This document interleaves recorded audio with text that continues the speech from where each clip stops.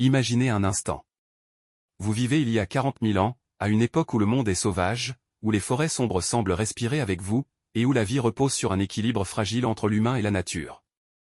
Vous êtes un homme ou une femme de Cro-Magnon. Vous n'avez ni smartphone, ni voiture, ni électricité. Seulement la terre, le feu, et une communauté soudée autour de vous. Alors comment vivait-on dans les grottes?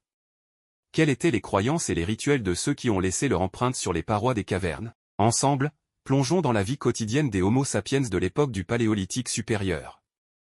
La vie dans la caverne. Votre maison est une grotte, une partie intégrante de la nature. Les parois sont rugueuses, le sol est frais et humide, mais elles vous protègent des intempéries. C'est ici que tout se passe, les repas, les réunions de famille, et même les moments de tranquillité. L'intérieur de la grotte n'est pas seulement un abri, c'est un lieu sacré. La chaleur du feu, une bougie vivante dans l'obscurité, procure une sécurité toute particulière. Mais, même dans ce lieu sacré, la vie reste imprévisible. Un bruit venant de l'extérieur vous rappelle que vous n'êtes pas seul, la nature est parfois aussi menaçante que protectrice. Cro-Magnon, contrairement à ce qu'on pourrait penser, ne passait pas ses journées à dormir sur des fourrures en attendant que l'hiver passe. Non, ils étaient des pionniers dans un monde où chaque jour était une lutte. Mais imaginez la chaleur de ce feu, un peu comme une soirée cocooning moderne, mais sans Netflix. Et ces dessins mystérieux? Pourquoi étaient-ils si importants? Ces peintures ne sont pas là simplement pour décorer les murs. Elles étaient le reflet des croyances profondes des hommes et des femmes de Cro-Magnon, un lien vers l'invisible. La chasse et l'organisation sociale. Chaque jour, l'humanité de Cro-Magnon vivait au rythme de la chasse. Mais pas n'importe quelle chasse. Ici, chaque mouvement est une danse. Les groupes de chasseurs doivent travailler ensemble, avec une précision militaire, pour abattre une proie aussi imposante qu'un mammouth. La chasse n'était pas seulement un moyen de survie. Elle était la base de leur organisation sociale. Vous ne chassiez pas seul, car la force réside dans la coopération. On pourrait dire qu'ils étaient les premiers à comprendre l'importance du travail en équipe. Une leçon précieuse, que même aujourd'hui, dans nos bureaux ou usines, on oublie parfois.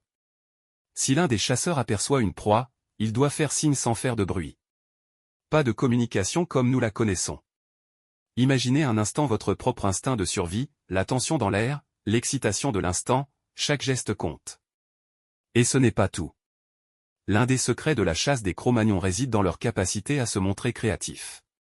Des armes comme les saguets ou les pièges à feu, des stratégies adaptées au terrain. Ces chasseurs étaient bien plus que des hommes, ils étaient des tacticiens.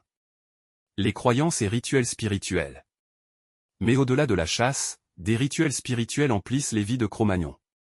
Pour eux, les animaux étaient sacrés, les esprits de la nature gouvernaient leurs existences. Que faire si un grand mammouth vous échappe? Prier? Oui. Des rituels étaient organisés pour attirer la chance, et les chasseurs peignaient sur les murs des grottes des scènes de chasse symboliques. Imaginez un groupe de chasseurs dansant autour du feu, se parant de peaux d'animaux, se connectant à des forces invisibles, croyant que les esprits des bêtes et des ancêtres les guideraient. Ces objets ne sont pas des simples décorations. Ils étaient porteurs de sens profonds. Amulettes, statuettes, tout était fait pour assurer la protection, la fertilité, ou la réussite dans la chasse.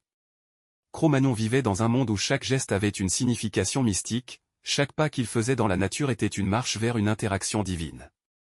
Une vie de communauté. La vie à Cro-Magnon n'était pas une solitude. C'était une vie en communauté. Le groupe était sa force. Dans la grotte, au-delà de la chasse et des rituels, il y avait des moments de partage. Ces soirées autour du feu, avec des chants, des histoires racontées à la lueur des flammes. On pourrait presque dire que, tout comme nous, Cro-Magnon avait ses propres petites traditions familiales, mais à une échelle bien plus primitive. Quelles histoires pouvaient-ils se raconter, ces ancêtres lointains? Que pouvaient-ils partager au coin du feu, si ce n'est des récits de chasse, des histoires de leur journée, ou des légendes transmises de génération en génération? Ces échanges étaient la colonne vertébrale de leur existence sociale. Imaginez-vous un enfant, curieux, découvrant pour la première fois la magie des dessins sur les murs, cette empreinte laissée par ses ancêtres. Ce qui semble si simple pour nous aujourd'hui était, pour eux, un secret du monde. La vie à Cro-Magnon n'était pas seulement une lutte pour la survie, mais une quête pour comprendre et connecter avec la nature, la communauté, et l'au-delà. Leur habileté à s'adapter à leur environnement, à leur organisation sociale et spirituelle, montre que même à une époque aussi lointaine, l'humain était déjà profondément en quête de sens, de lien, et de survie. Ainsi, en regardant les peintures sur les parois des grottes, nous ne voyons pas seulement des dessins, mais des fragments d'une vie partagée, d'un esprit collectif qui nous relie tous, hier et aujourd'hui. Écrit et réalisé par l'historien, Mustapha Kaba. Merci d'avoir voyagé avec nous dans le passé, dans ces terres mystérieuses et fascinantes. Si cette immersion dans la vie de Cro-Magnon vous a plu, n'oubliez pas de liker la vidéo, de vous abonner à la chaîne Les Chroniques du Passé et de partager vos réflexions dans les commentaires. Et surtout, souvenez-vous que l'histoire du passé façonne notre présent, encore et toujours. À très bientôt sur les Chroniques du Passé.